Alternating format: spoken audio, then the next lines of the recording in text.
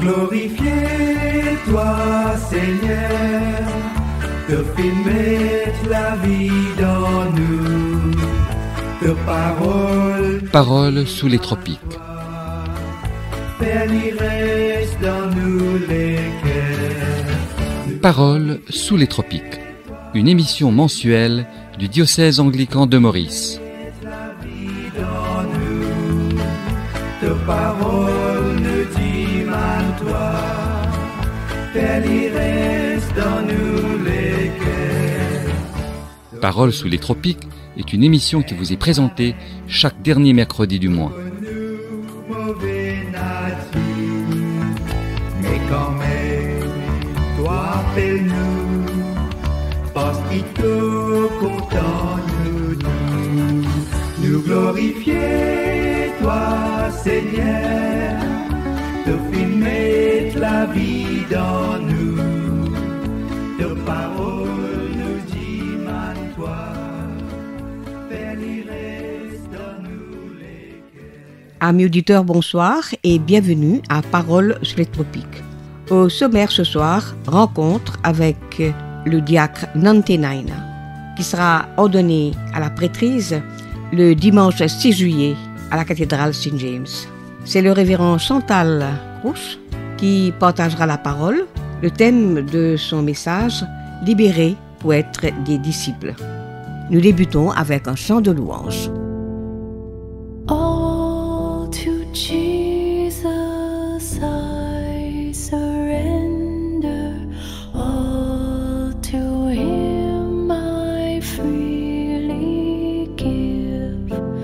I will ever love and trust Him, in His presence daily live. I surrender all.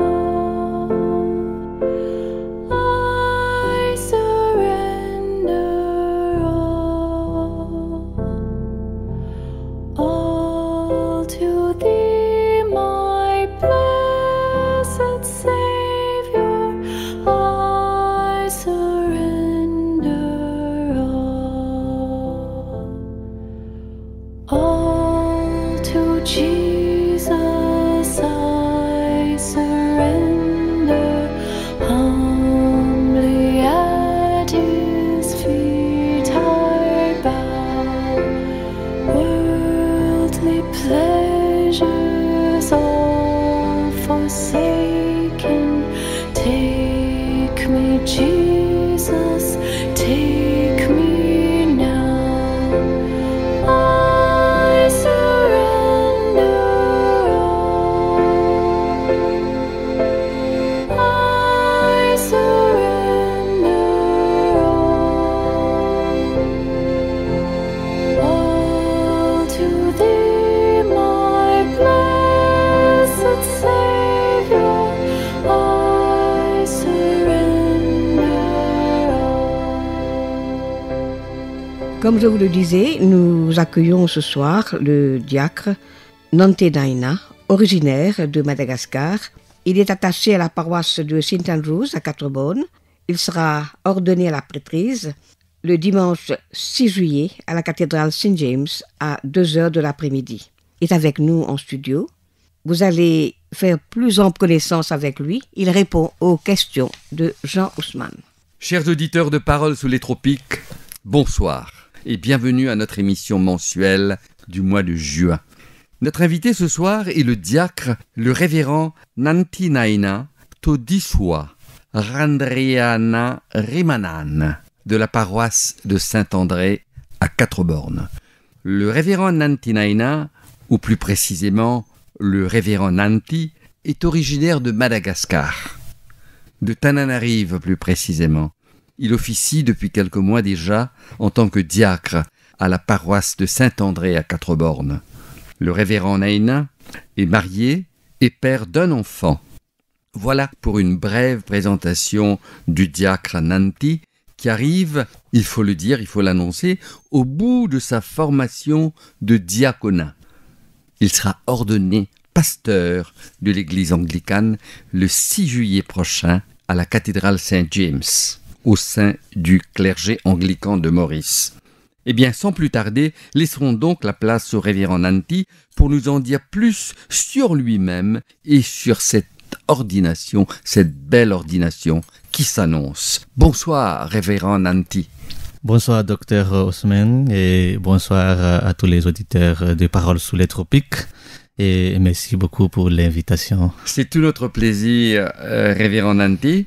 Alors, merci d'avoir répondu favorablement à l'invitation de Paroles sous les tropiques. Pour débuter cet entretien, révérend Nanti, parlez-nous un peu de vous, de là d'où vous venez, de vos études à Madagascar et de vos activités avant votre entrée au séminaire. Alors, comme vous avez dit tout à l'heure, je me nomme Ranjena Manana Nantenaina Tudisua. Tout le monde m'appelle ici Nanté et je viens de Madagascar, de capitale Antananarivo. Et je suis marié et père d'une fille de 5 ans. Et notre deuxième enfant va venir bientôt aussi. Et je suis âgé de 35 ans et j'ai 2 sœurs. Elles sont toutes à Tanamem et ma sœur aînée, elle est aussi pasteur dans l'église protestante. Alors, avant d'entrer au séminaire, j'ai fait mes études à l'université, domaine génie civil. J'ai eu mon diplôme technicien supérieur en bâtiment et travaux publics l'année 2011. Après, j'ai travaillé dans quelques entreprises de construction en tant que chef de chantier avant d'étudier la théologie au sein de l'église anglicane. Très bien. Révérend Nanti, dites-nous depuis quand occupez-vous cette fonction de diacre? Alors, je suis ordiné en tant que diacre le 21 mai 2022 à la cathédrale Saint-Laurent en Boumanour, diocèse de Tana. Alors, ça fait 3 ans que je suis diacre. Comment en êtes-vous arrivé là, Quand avez-vous senti véritablement, tout jeune, ce désir intérieur de servir l'Église? Et comment cet appel s'est manifesté pour vous? Alors, c'est l'année 2012 que je me suis converti. Et un jour, je me suis assisté à une cellule de prière de mon université. J'ai vu des jeunes qui adorent, louent et prient Dieu de tout son cœur. Puis, il avait un témoignage d'un jeune qui m'a vraiment touché. Il raconte en pleurant la visite de Jésus dans sa maison, qui lui a appelé pour servir et pour témoigner que Jésus est réellement vivant et voulait nous sauver à tout prix, car il nous aime tellement. En entendant ce témoignage, je me suis vraiment touché et j'ai senti en moi l'amour que Jésus avait pour moi. Et à partir de cela, j'ai une énorme envie de partager cette vérité que Jésus est réellement vivant et il veut sauver aussi ma famille et le monde entier par son amour. Alors, depuis ce jour, je me suis consacré ma vie à Jésus. C'est très bien, révérend Nanti. Donc, vous dites cette envie de partager cette vérité parce que ce témoignage est fort. Qu'est-ce que vous faites à partir de là, concrètement? Alors, depuis ma conversion, je me suis retourné à l'église pour servir le Seigneur Jésus. Et je m'engage à lui servir dans l'école de dimanche, puis dans le groupe des jeunes. Et après, je m'engage à suivre une formation pour les ministères laïcs. À Madagascar, il y a un ministère laïque appelé Pianch, en français berger. Et ce ministère a une mission spéciale pour la prière de délivrance, prière pour les personnes malades et les personnes ligotées par les mauvais esprits. Je suis dedans et grâce à ce ministère que je commence à grandir par la foi et a pu voir aussi la main de Jésus qui délivre et guérit vraiment encore à ceux qui le croient. Et puis après mon ordination, à part les services que je devrais accomplir dans l'église en tant que diacre, Dieu m'a donné une occasion de rencontrer quelques jeunes qui ont la même vision que moi de partager l'évangile et l'amour de Jésus à travers les louanges et adorations. Alors, Jésus m'a donné aussi cette opportunité de m'enrichir avec ces jeunes à travers les chants et les musiques. Et je peux conclure que depuis que j'ai donné ma vie à Jésus, je sens qu'il m'a toujours guidé et m'a conduit dans le bon chemin et qu'il m'a déjà tracé afin que je puisse grandir avec lui. Même le fait que je suis ici dans l'île Maurice, je sens que c'est lui qui m'a envoyé ici pour se partager avec vous cet amour qu'il a envers nous. Révérend Nanti, vous conviendrez avec moi que cet appel, basé sur la foi et la détermination, ne suffisent pas. Il faut aussi une solide formation théologique, philosophique et religieuse. Comment cela s'est-il traduit? Vous avez parlé d'études à l'université. Dites-nous quelques mots là-dessus. D'accord, j'ai commencé à entrer dans une école biblique anglicane à Tana même, pour apprendre et mieux connaître la parole de Dieu. Puis après, lorsque le diocèse de Tana a pu ouvrir son institut anglican de formation théologique et de développement communautaire l'année 2018, et je m'ai inscrit là-bas et c'était là que j'ai commencé mon étude en théologique. Et j'ai fait 3 ans dans l'institut pour avoir ma licence en théologie. Et puis après, nous avons été ordonnés diacres en 2022. Dites-moi, Révérend Nanti, vous voilà maintenant à la veille, je dirais même au seuil d'une consécration. En effet, vous serez ordonné, comme je l'ai annoncé plus tôt, pasteur de l'église anglicane le 6 juillet prochain. En dehors de votre statut qui change, mais qu'est-ce qui va changer réellement ? Je veux dire, quelle est cette différence entre le diacre et le pasteur? C'est un peu la question que se posent nos auditeurs qui vous écoutent ce soir. D'accord. La différence entre être diacre et être pasteur, laisse-moi définir un peu le mot diacre et pasteur. Le mot diacre vient du mot grec diakonos, qui signifie littéralement serviteur, assistant ou ministre. Et c'est un terme courant dans le grec ancien qui désigne une personne qui sert ou rend service. Et en un seul mot, alors être diacre, c'est servir. Et le mot pasteur vient du mot latin pastor ou encore berger, c'est-à-dire c'est lui qui garde, nourrit, conduit et protège les brebis. Alors pour moi, être pasteur, c'est nourrir, conduire et protéger le peuple de Dieu. Mais l'enseignement anglican nous a appris que nous sommes toujours diacres à vie. Alors, même si notre dénomination change en pasteur ou en évêque, l'identité d'être serviteur de Dieu reste. On peut toujours dire, vous serez berger au service oui, de c'est Dieu. Ça. Oui, c'est ça. C'est bien. Alors, dites-nous, Révérend, comment vous vous préparez à cet événement important de votre vie? Je veux dire, cette ordination, qui est très important, un point fort de votre vie spirituelle. En ce moment, comme j'ai l'habitude de faire, je suis en train de préparer spirituellement et mentalement, en priant et en méditant la Sainte Écriture. Mais aussi, je pense que c'est très important aussi de connaître un peu les cultures mauriciennes.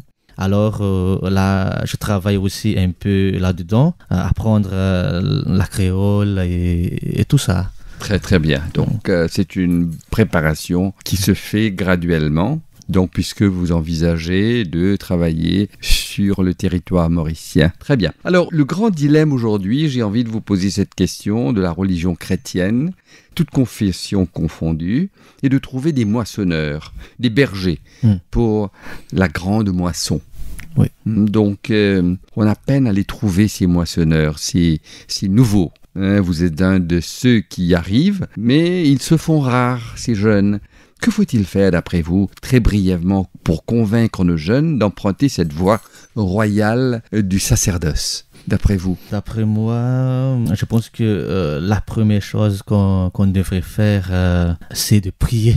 Jésus lui-même a dit « Priez donc le maître de la moisson d'envoyer des ouvriers dans sa moisson ». Matthieu chapitre 9, verset 38 dit ça. Et cela signifie que le premier acte, avant même les stratégies humaines, c'est la prière. Car c'est dans la prière que Dieu touche les cœurs, appelle, enflamme les vocations. Les vocations ne sont pas des résultats d'un simple effort humain. Elles naissent dans le cœur de Dieu et germent dans la prière. Mais la deuxième chose que je pense, c'est le témoignage.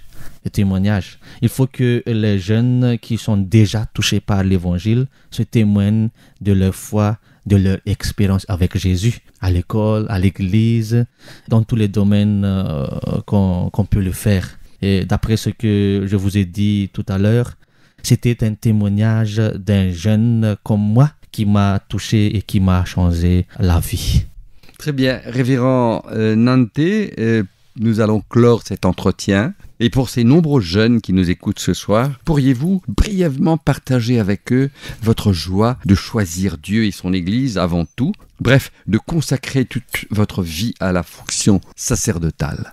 Alors, je voudrais adresser à tous les jeunes qui nous écoutent en ce moment. Je vous dis franchement que la décision d'accepter de servir Jésus-Christ et de consacrer ma vie à lui, c'était la meilleure décision que j'avais prise dans ma vie. Là, je peux dire que je suis un homme heureux avec Jésus et vous aussi, vous pourrez l'être. Merci. Merci, Révérend Nanté, d'être venu au micro de Paroles sous les tropiques. Merci de nous avoir partagé ce choix spirituel de servir Dieu et son Église. Et je puis vous assurer que c'est un vaste chantier. Et ce chantier, je sais, ne vous fait pas peur, puisque vous avez été, dans votre vie, dans votre formation, chef de chantier.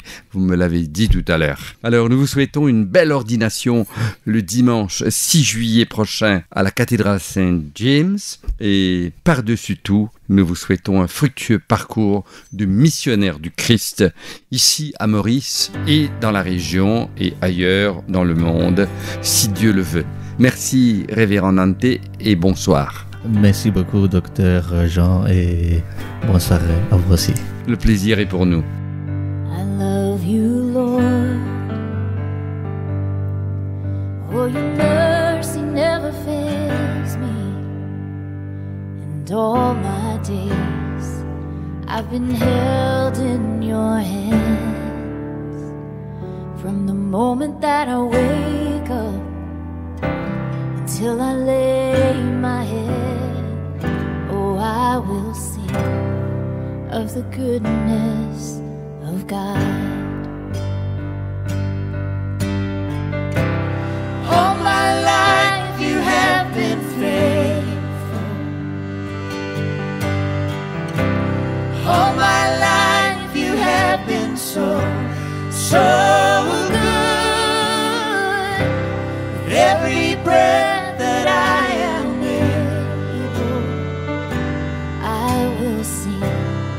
of the goodness of God.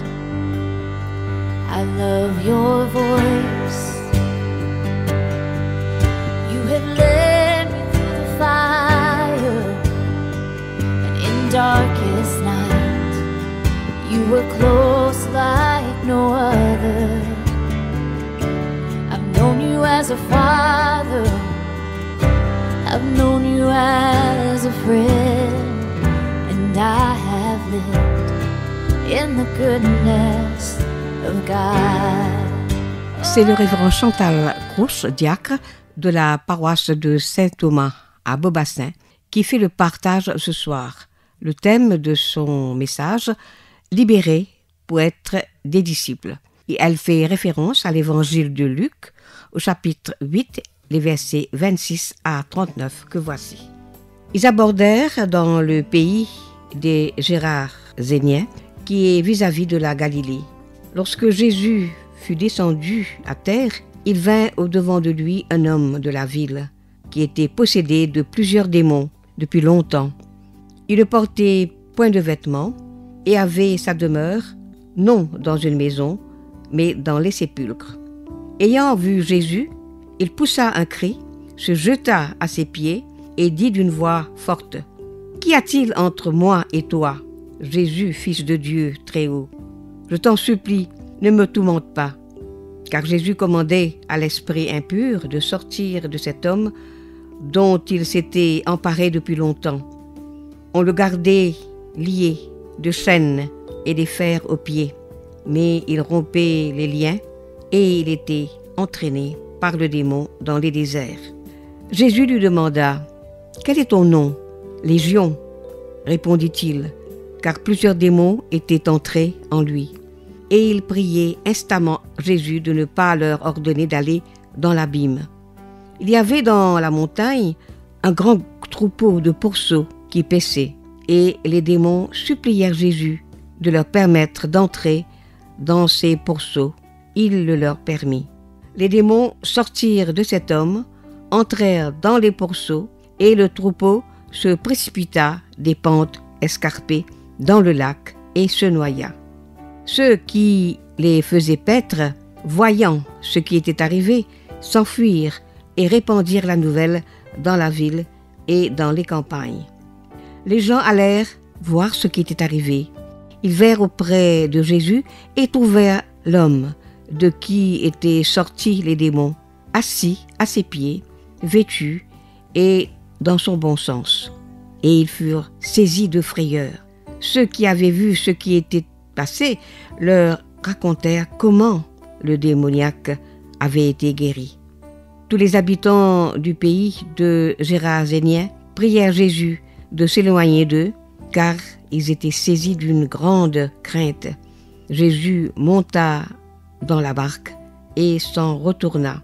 L'homme de qui étaient sortis les démons lui demandait la permission de rester avec lui. Mais Jésus le renvoya en disant « Retourne dans ta maison et raconte tout ce que Dieu t'a fait. » Il s'en alla et publia par toute la ville tout ce que Jésus avait fait pour lui. Évangile du Christ.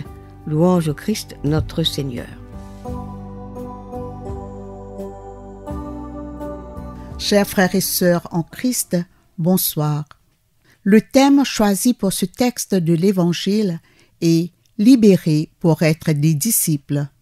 Jésus arrivait dans la ville des Géranésiens, qui était habitée surtout par des non-juifs.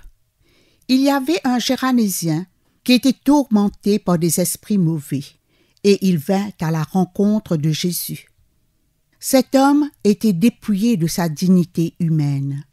Il était nu. Il vivait parmi les morts au milieu des tombeaux.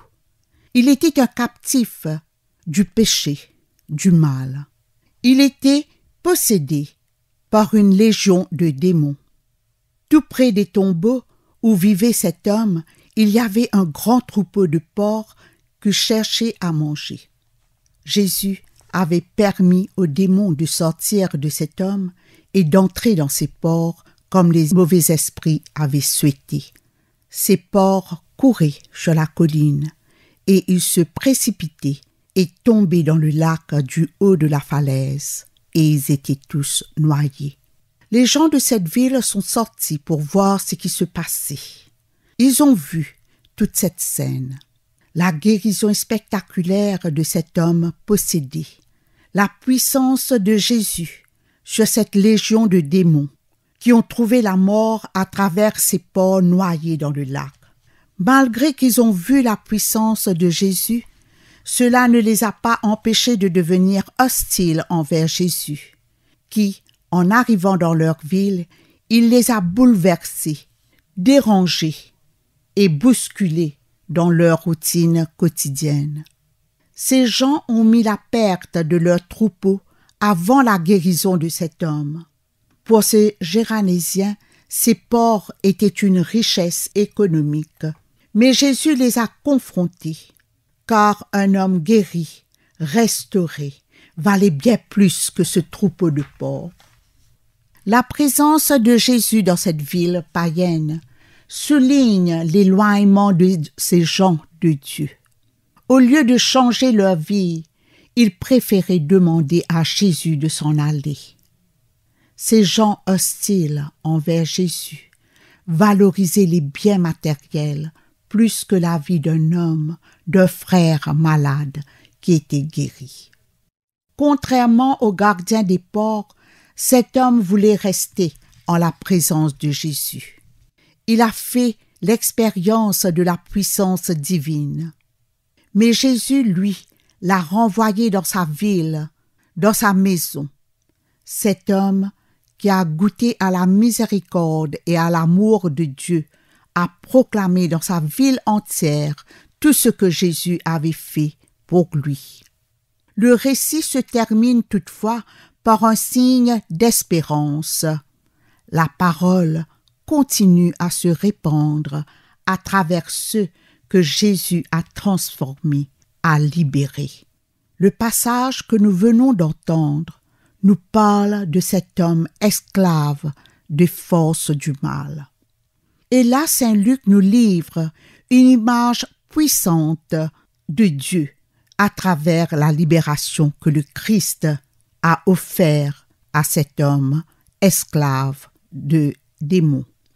Aujourd'hui encore, beaucoup d'hommes et de femmes vivent liés, blessés, rejetés. Jésus vient à la rencontre de ces personnes, car cet homme est l'image de toutes ces personnes meurtries, d'une façon ou d'une autre. Saint Luc, dans son évangile, nous rassure que là où tout semble perdu, Jésus est présent. Combien de fois nous vivons ce combat en nous? Jésus nous donne la certitude qu'il est venu pour guérir ceux qui sont malades et pour sauver ceux qui sont perdus. Saint Luc au chapitre 19 nous dit ceci: « Car le Fils de l'homme est venu chercher et sauver ceux qui étaient perdus. » Jésus ne se contente pas de faire encore un miracle où il redonne à l'homme toute son humanité, toute sa dignité, mais le renvoie dans la vie. L'homme guéri devient un témoin vivant de la miséricorde de Dieu. C'est dans sa famille, son entourage, sa région, que Jésus l'envoie pour proclamer la bonté de Dieu. Chers frères et sœurs en Christ, ce texte de l'Évangile est encore une leçon où Jésus met l'emphase sur la mission. Libérés de tous les obstacles, nous avons à témoigner de la bonne nouvelle.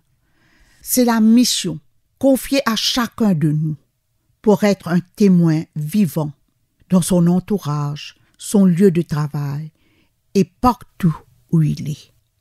Le verset 39 est le clou de ce texte de l'Évangile.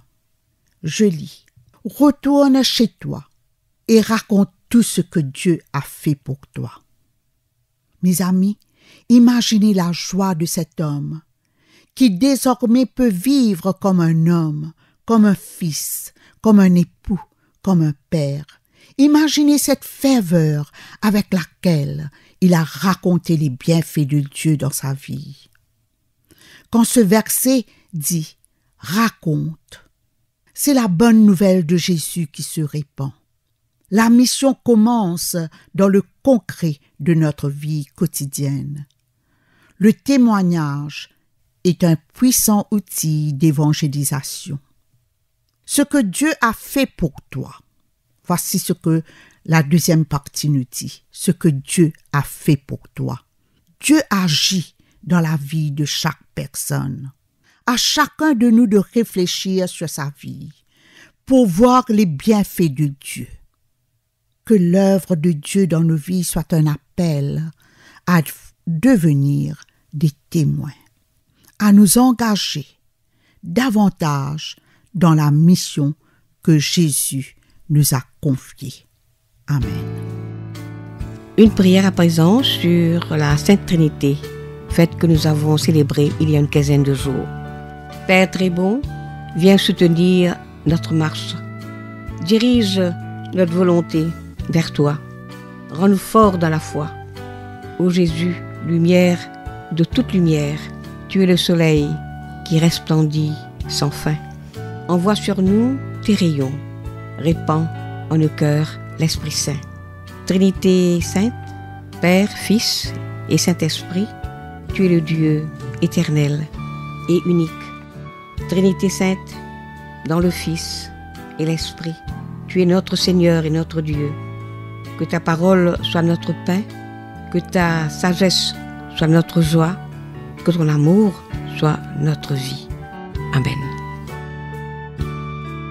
Pour rappel, le diacre Nantenaina sera ordonné à la prêtrise le dimanche 6 juillet à 14h en la cathédrale Saint James. Et voilà, c'était Paroles sur les tropiques. Chers amis, c'est ici que nous allons prendre congé de vous. Nous vous remercions de votre attention. Nous remercions également Alain Juste pour sa précieuse collaboration technique. Nous serons de nouveau sur les ondes le dernier mercredi du mois de juillet, c'est-à-dire le 30 juillet à partir de 19h30. En attendant, nous vous disons au revoir, que le Seigneur nous accompagne tout au long de ce mois.